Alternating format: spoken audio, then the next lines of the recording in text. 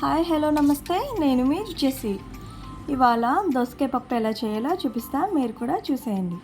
ముందుగా 2 పచ్చిమిర్చిని, ఒక టొమాటో, ఒక చిన్న సైజు ఉల్లిపాయని కట్ చేసుకొని పక్కన పెట్టుకోవాలి.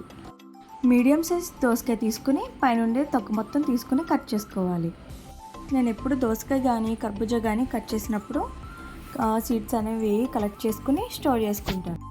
ఇప్పుడు చిన్న చిన్న ముక్కలుగా కట్ చేసుకుని పక్కన పెట్టుకుందాం. 1 గ్లాస్ కందిపప్పు తీసుకుని వాష్ చేసుకోవాలి. ఇందులోనే మనం కట్ చేసి పెట్టుకున్న ఉల్లిపాయ, పచ్చిమిర్చి, టొమాటో, దోసకాయ ముక్కలను కూడా వేసుకోవాలి.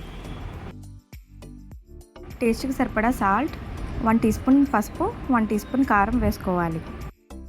ఇందులోనే 2 గ్లాసెస్ ఆఫ్ వాటర్ వేసుకోవాలి. 1 టీ స్పూన్ ఆయిల్ కూడా వేసుకుని మూత పెట్టేసి విజిల్ కూడా పెట్టేసుకోవాలి. 3 విజిల్స్ వచ్చే వరకు విజిల్స్ వేయించాలి.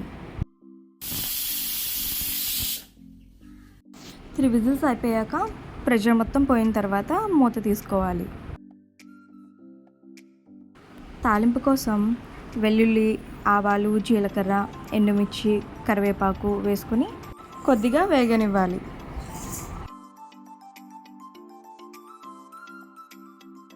మనం వేసుకున్న తాలింపుని పప్పులో వేసేసుకోవాలి.